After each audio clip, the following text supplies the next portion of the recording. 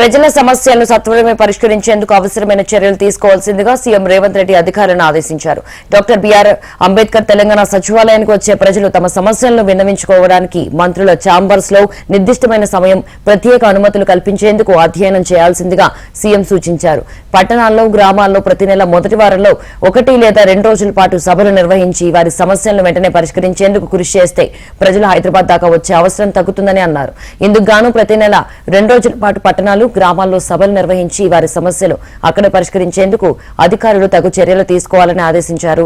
అధికారులు చిత్తశుద్ధితో కష్టపడాలని, సమస్యల పరిష్కారం సమయం నిర్దేశించుకుని సమస్యల్ని పరిష్కరించాలని సూచించారు. ఇందువల్ల ప్రభుత్వానికి ప్రజలకు మధ్య సత్సంబంధాలు ఏర్పడతాయని, మంచి వాతావరణంలో ప్రభుత్వం పనిచేసేందుకు అవకాశం ఉంటుందని అన్నారు. అలాగే వచ్చిన విజ్ఞప్తులు, ఫిర్యాదులను డిజిటలైజ్ చేయాలని, ఎప్పటికప్పుడు స్టేటస్ ను ప్రజలకు తెలియజేయాలని సీఎం రేవంత్ రెడ్డి చెప్పారు. ప్రజావాణికి అద్భుతమైన స్పందన వస్తున్నందున అందుకు అనుగుణంగా ఫిర్యాదుల స్వీకరణకు టేబుల్స్ పెంచాలని ఆదేశించారు సీఎం రేవంత్ రెడ్డి.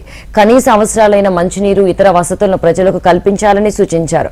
ప్రజావాణికి వచ్చే వారిని చాలా జాగ్రత్తగా రిసీవ్ చేసుకోవాలని, వారికి ఎటువంటి ఇబ్బందులు కలగకుండా చూడాలన్నారు. శిక్షణలో ఉన్న ఐఏఎస్ అధికారుల సేవలను కూడా వినియోగించుకోవాలని సీఎం రేవంత్ రెడ్డి సూచించారు. తెలంగాణ సచివాలయంలో సీఎం అధ్యక్షతన ఉన్నత స్థాయి సమీక్ష జరిగింది. ఈ సమావేశానికి ప్రభుత్వ ప్రధాన కార్యదర్శి డీజీపీ రవిగుప్తా, ఫైనాన్స్ కార్యదర్శి టీకే శ్రీదేవి, ఆరోగ్య శాఖ కార్యదర్శి Rizvi, medical recruitment board secretary Gopikanth, Hyderabad police commissioner K Srinivasa Reddy, police recruitment secretary VV Srinivasa Rao, additional CP Vikram Singh తదితరులు హాజరయ్యారు.